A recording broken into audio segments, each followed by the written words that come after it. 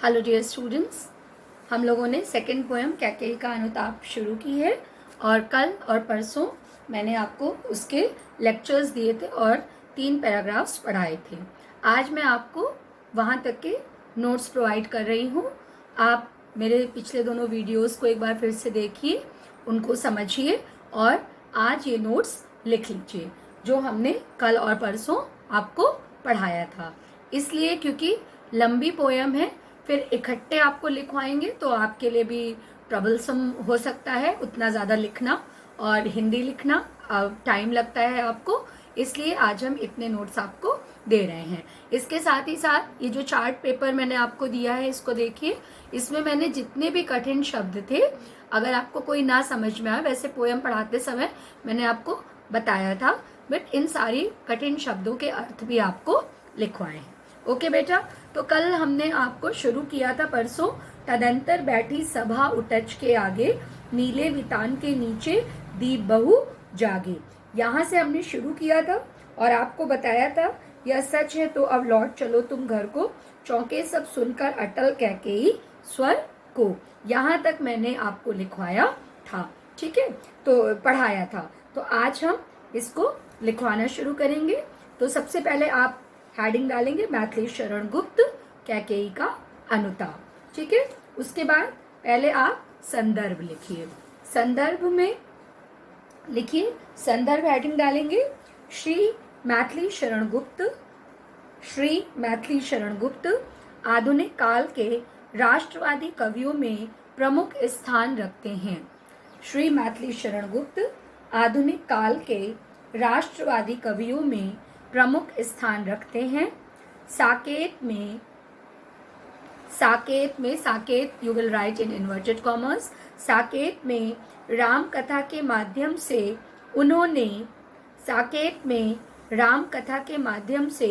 उन्होंने कैकेयी तथा उर्मिला के उपेक्षित रूप को उभारा है। साकेत में राम कथा के माध्यम से उन्होंने उर्मिला तथा कैकेयी के उपेक्षित रूप को उभारा है। तुलसीदास जी द्वारा बहुनिंदित कैकेयी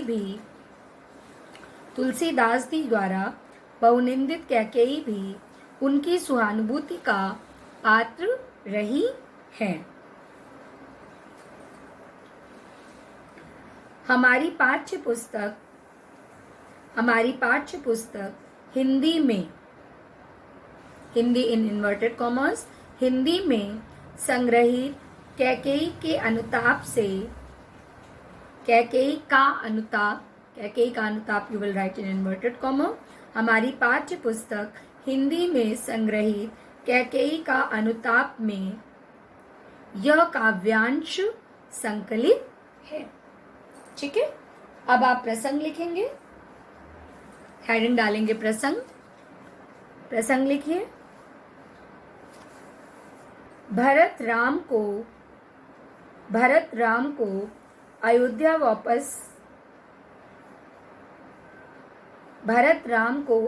वापस लौटा लाने के लिए चित्रकूट में पहुंचे। वहां रात के समय कुटिया के आगे एक विशाल सभा का आयोजन किया गया। इन पंक्तियों में इसी वृत्तांत का वर्णन कवि ने किया है, ठीक है। इसके बाद आप व्याख्या लिखेंगे। कठिन शब्द मैंने आपको बता ही दिए हैं और व्याख्या आप कहाँ से लिखेंगे। तदंतर बैठी सभा उटच के आगे डैश डैश करेंगे आप। परसों मैंने आपको इसका पीडीएफ भेजा था 1 पेज का, ठीक है। ये पोयम जो है आपकी बुक में जो है वो 3.5 पेज की है, 3.5 पेज की है। तो मैंने आपको 1 पेज का या 2 पेज का पीडीएफ इसका भेज दिया है, वहां से आप मार्क करेंगे। पढ़ाते समय भी बताया था। तदंतर बैठी सभा डैश डैश दे, प्रभु बोले गिरा गंभीर नीर निधि जैसी, गिरा गंभीर नीर निधि जैसी, ये आपका फर्स्ट पैराग्राफ होगा। एक चीज बेटा ध्यान देना, इसमें मैंने आपको बताया है कि जब एग्जाम में ये पोयम पूछी जाती है ना, तो वहां से स्टार्ट होता है जहां से इसका डायलॉग स्टार्ट होता है, ठीक है। जैसे वह चंद्र लोक था कहाँ चांदनी वैसी, प्रभु बोले गिरा गंभीर नीर निधि जैसी, यहाँ से कभी भी पोयम एग्जाम में स्टार्ट नहीं होगी। क्यों? क्योंकि यहाँ आपको पता चल जा रहा है कि श्री राम बोल रहे हैं, ठीक है। हमेशा डायलॉग से स्टार्ट होगी पोयम। जैसे हे भरत भद्र अब कहो अभीप से तपना, सब सजग हो गए भंग हुआ जो सपना, ठीक है। तो फर्स्ट पैराग्राफ आपका तदंतर बैठी सभा से, वह चंद्र लोक था कहाँ चांदनी वैसी था, ठीक है ना बेटा। अब इसके बाद लिखिए व्याख्या। इसके उपरांत, उस दिन आपको बताया था तदंतर मतलब होता है उसके पश्चात या इसके बाद या उपरांत, तो उसके बाद रात को कुटिया के सामने, रात को कुटिया के सामने सभा बैठी, सभा बैठी, नीला आकाशी सभा मंडप में छाया हुआ था, नीला आकाश ही सभा मंडप में छाया हुआ था, और आकाश में चमकते हुए तारे ही, और आकाश में चमकते हुए तारे ही मानो दीपक थे, आकाश में चमकते हुए तारे ही मानो दीपक थे।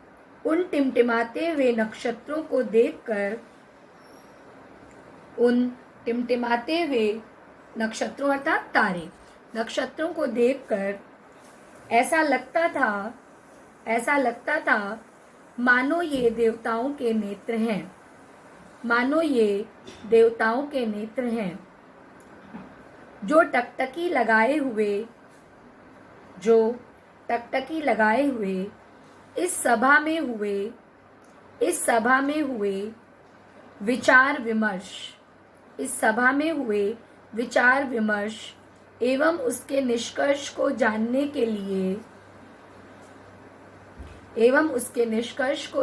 के लिए अत्यधिक उत्सुक हैं। पूर्ण विराम। देवता भयभीत थे कि कहीं ऐसा ना हो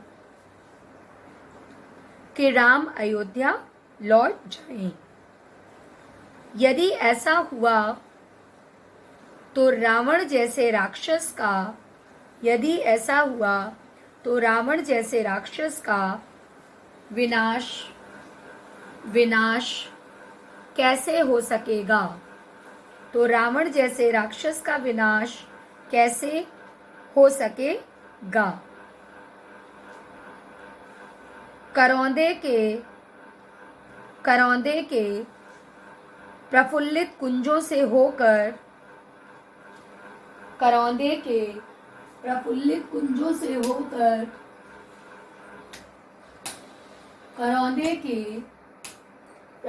कुंजों से होकर आने वाली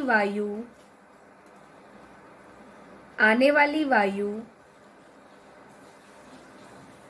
पूरे वातावरण को महका रही थी। पूर्ण विराम। पृथ्वी पर ऐसी उज्ज्वल चांदनी व्याप्त थी जैसी चंद्रलोक में भी ना होगी। तभी सभा में प्रभु राम सागर जैसी गंभीर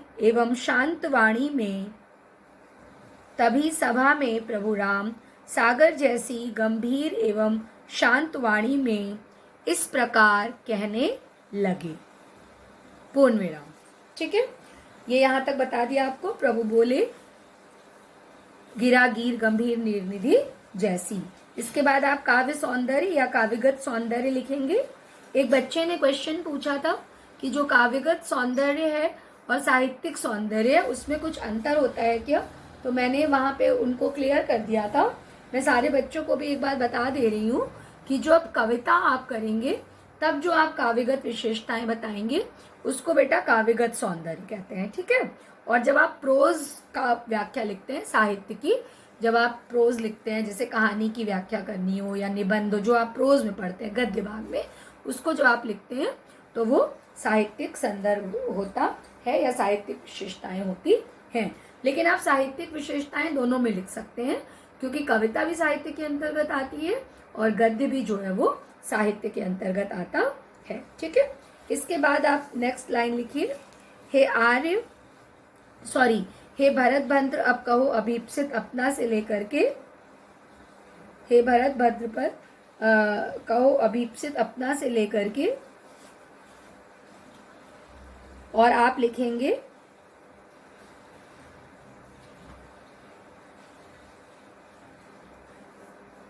लिखेंगे संसार नष्ट है भ्रष्ट हुआ घर जिसका था। ठीक है, संसार नष्ट है भ्रष्ट हुआ घर जिसका, यहां तक आप लिखेंगे। ठीक है, तो फिर प्रसंग में वही हो जाएगा कि भरत अपने भाई राम को अयोध्या वापस लौटाने के लिए अपनी इच्छा प्रकट करते हुए चित्रकूट में पहुंचते हैं, और वहां रात के समय कुटिया के आगे सभा बैठी थी और श्री राम ने कहा, अब इसमें देखिए जो आपको पढ़ाते समय मैंने बताया था, अभी लिखाते समय फिर से बता दे रही हूँ कि जो पिछले पैराग्राफ तक कहानी चलेगी यहाँ पर वो एक लाइन ऐड हो जाएगी एज अ प्रसंग। ठीक है, तो अब यहाँ पर आप एक लाइन जोड़ देंगे कि और श्री राम ने कहा कि हे भाई भरत अब तुम अपनी मनोकामना व्यक्त करो। ठीक है, तो अब देखिए व्याख्या, देखिए व्याख्या लिखिए बेटा।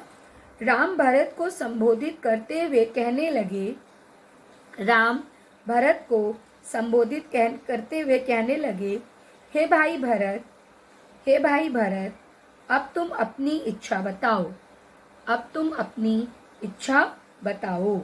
पूर्ण विराम लगाएंगे, इन्वर्टेड कॉमा लगाएंगे। राम की इस बात को सुनकर सब लोग सजग हो गए।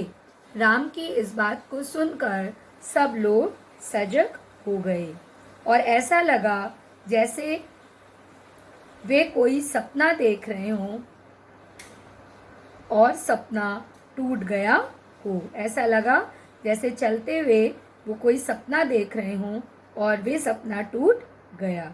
भरत दुख भरे हृदय से कहने लगे, भरत दुख भरे हृदय से कहने लगे, हे आर्य, इन्वर्टेड कॉमा होगा और फिर संबोधन का चिन्ह होगा, हे आर्य अब मेरी कौन सी मनोकामना शेष रह गई है, अब मेरी कौन सी मनोकामना शेष रह गई है। अयोध्या का निष्कंटक राज्य, अयोध्या का निष्कंटक राज्य मिल जाने पर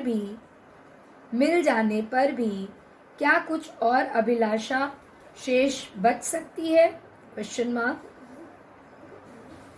अयोध्या का निष्कंटक राज्य मिल जाने पर भी क्या कोई और अभिलाषा शेष रह सकती है? आपको वनवास मिल गया, आपको वनवास मिल गया तथा वृक्ष के नीचे जंगल में कुटिया बनाकर रहना पड़ा, तथा वृक्ष के नीचे जंगल में कुटिया बनाकर रहना पड़ा। इसके बाद भी मेरा कोई अभीप्सित या मेरी कोई इच्छा क्या शेष बची है? मेरी कोई इच्छा क्या शेष बची है? पिता दशरथ ने दुखी होकर अपना शरीर त्याग दिया, फिर भी मेरी मनोकामना क्या पूरी नहीं हो पाई? फिर भी क्या मेरी मनोकामना पूरी नहीं हो पाई? क्वेश्चन मार्क लगाते चलेंगे आप। ठीक है, मुझे दुख है कि ये सारा अपयश क्या मेरे ही भाग्य में लिखा था? क्या मेरे ही भाग्य में लिखा था? क्या इसी कलंक के हेतु या कारण, क्या इसी कलंक को प्राप्त करने के लिए मेरा जन्म हुआ था? और क्या मेरी ही माँ कैकेयी के हाथों, मेरी ही माँ या माता कैकेयी के हाथों मेरा मेरा अपयश रूपी मरण विधाता ने मेरे भाग्य में लिखा था। विधाता ने मेरे भाग्य में लिखा था। Okay, question mark. हे आर्य, फिर से संबोधनकारी चिन्ह लगाएंगे। अब मेरा कौन सा अभीप्सित या इच्छा शेष रह गई है। हे आर्य, अब मेरी कौन सी इच्छा शेष रह गई है। कॉमा जिसका घर परिवार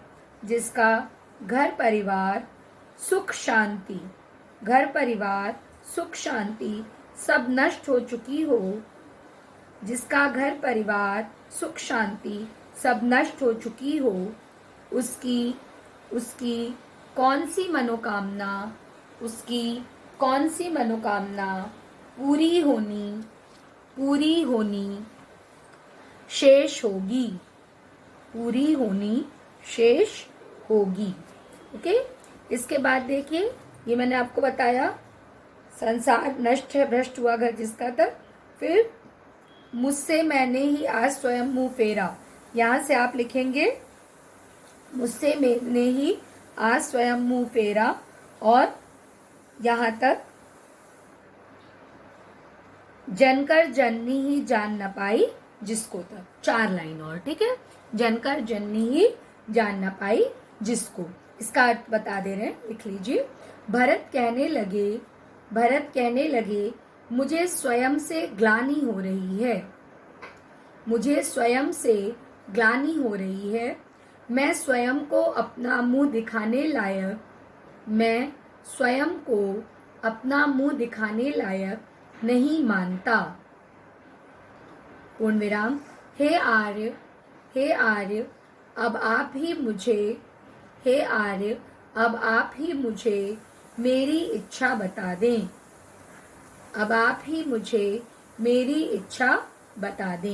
मैं आपको अपनी इच्छा क्या बताऊं।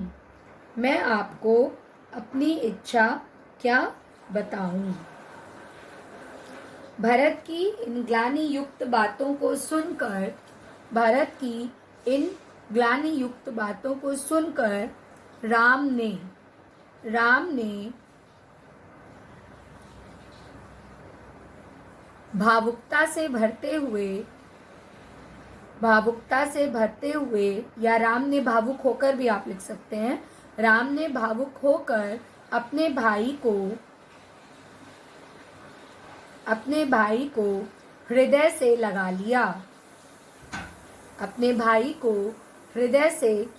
लिया, और अपने आंसुओं से सींचते हुए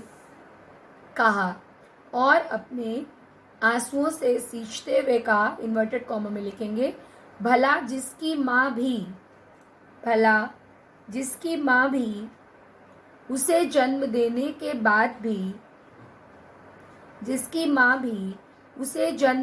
के बाद भी उसके हृदय के भावों को ना जान पाई हो, उसके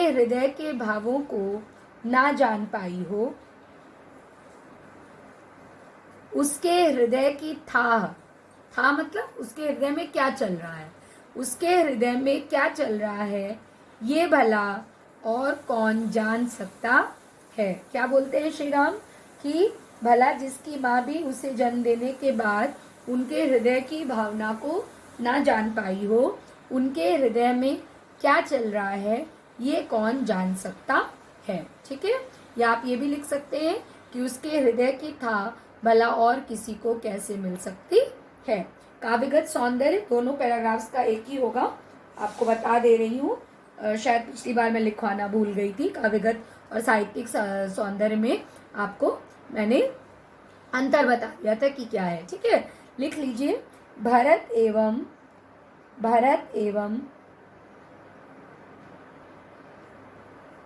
राम के पवित्र स्नेह की झांकी दर्शाई गई है। पवित्र स्नेह की झांकी दर्शाई गई है। ठीक है। फिर पहले पैराग्राफ में आप लिखेंगे कि देवगणों की आशंका का सुंदर वर्णन हुआ है। देवगणों की आशंका का सुंदर वर्णन हुआ है। और इसमें आप लिखेंगे भरत के कथन में वक्रोक्ति का समावेश है। भरत के कथन में वक्रोक्ति का समावेश है, क्योंकि कैकेयी की करतूत के लिए भरत जो है वो स्वयं को दोषी मान रहे हैं। साहित्यिक खड़ी बोली है। ठीक है, साहित्यिक खड़ी बोली है और लक्षणा शब्द शक्ति है। Thank you.